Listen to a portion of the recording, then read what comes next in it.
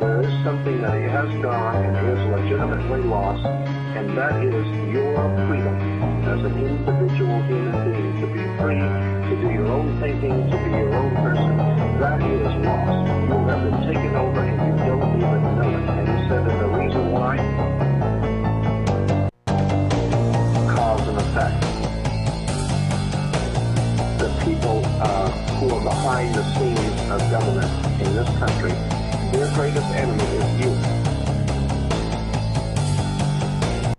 Don't know what you're doing, don't know what you're thinking. Stick to watching TV, then they'll just ignore you, leave you alone.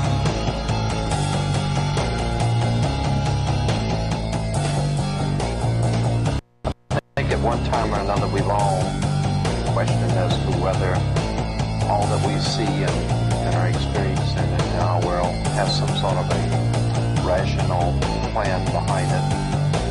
Because we understand now that both the Republican and the Democratic Party in our country are basically run by the same people. The same money finances both sides. We now know, of course, through the work of many historians who have spent their life working on research that show us that both sides of world conflicts have always been financed by the same people.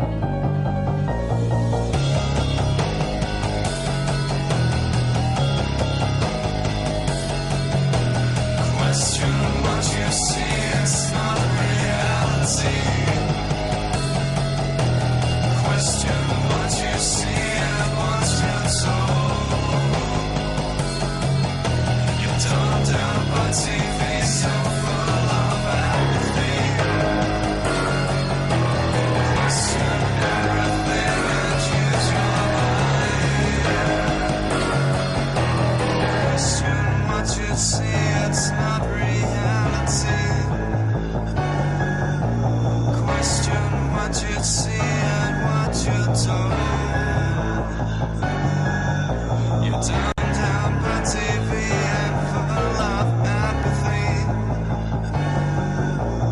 Question everything and use your mind. To do your own thinking, to be your own person, that is lost. You have been taken over and you don't even know it. And he said that the reason why is because you don't read, you don't think, you want to be entertained by Bugs Bunny, Big Top Pee-wee. All you want is your recapable tires, like he says, and all of your creature comforts, and you don't want to put yourself out, and so consequently, you have not defended your freedoms, and if you don't defend your freedoms and your rights, you don't have it. That's correct. Cause and effect. Cause and effect.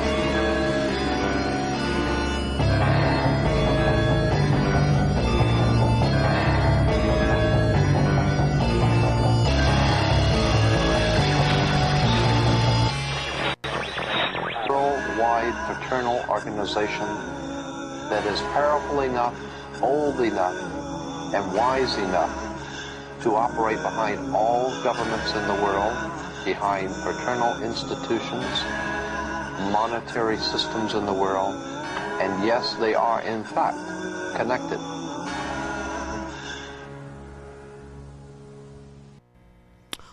Welcome to the Echo on TV. This is the episode number 6, if I'm not mistaken. My name is Q Marskiani. I'm your host tonight. On my right, Jim, wonderful scholar here in Cincinnati, Ohio, is with us tonight. And at my left, Derek, a new scholar here in Cincinnati. How are you doing, Derek? I am very happy to be here and very good. Thank you. You're welcome. It's an honor to have you. And Derek, tell me a little bit about you being involved in the Truth Movement and 9/11 and also the show The Echo. I don't know. I just, last Thanksgiving I started downloading some stuff on the torrent, and it taught me a lot of things that I didn't know, and you know, just I opened my mind and I was able to, you know, accept things and learn about things that I had no idea about. Some of it probably I've been misled in some ways, but in other ways, you know, I think that there's a lot of validity to what I've learned. Yes. And it's just been a, you know, we're students for life, you know, Sure. forever trying to learn Sure. more about what life is all about. Yes. Yes. So- Absolutely. One of the questions I have, maybe we could explore it sometime, is, you know, how do we discern what's probably true as opposed to what's probably not true, and put it all together? Well, I'd say that's from viewing it from as many angles as you can get a perspective. Sure. Sure.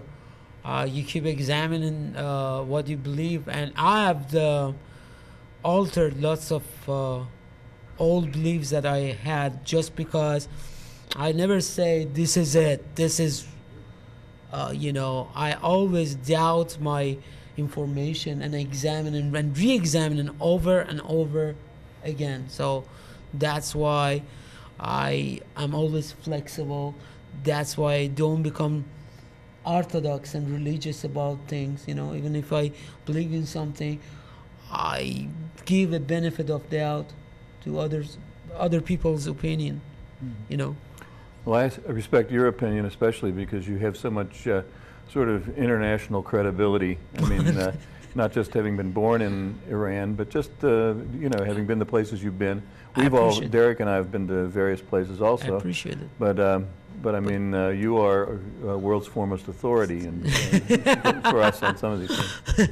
Thank you, Jim. Thank you. That gave me the boost for the rest of the show. But anyways, today, as you remember, lots of people on the panel asked me why I picked the incomplete pyramid and the seeing eye on the top as the intro of the show, because, well, number one, Jordan Maxwell had a great influence on my ideas. By the way, thank you, Jordan. I owe you big time. But besides that, there is a history behind that, and nobody better than Jordan Maxwell can explain it. That's why I provided you nice people at home the clips that would explain lots of things about the American symbology. As you know, America was called in the past numerous names, different names. One of them was the New Egypt, the other one New Babylonia, and the other one was, if I'm not mistaken, the New Roman Empire. And that's why Roman symbology, Egyptian symbology, and Babylonian or Sumerian symbology can be seen all over the places. I don't know. In the United States. In United States, yes. What I meant was that from the Capitol Hill to you name it. I don't know if the clip number 1 is ready. Sam, if it is ready, please play that for us so we can make some comments about them. It's better to keep people occupied. We've known that for a long time. That's why science, that's why politics is called political science. There is a method to controlling people. Politics is referred to as political science. It's a science. If you can keep people organized, keep people disorganized, frightened, fearful, broke, that's another thing. They want to keep you financially in a hole, then people are subservient to you. You do not want people to become self-sufficient and have enough money that they don't have to listen to you. You need crime, and you'll see why. And I'll show you today why you need a lot of crime. You need to let criminals back out into the streets. They talk about something. If you think about the logic behind these rules and behind these new laws we have, it's absolutely insanity. A criminal goes out, he kills somebody, what do? They take the gun away from the criminal and then let the criminal go free. Then they say that there's just a proliferation of crime. We can't do anything about this crime that's out of control, the drug trafficking and all the killings going on.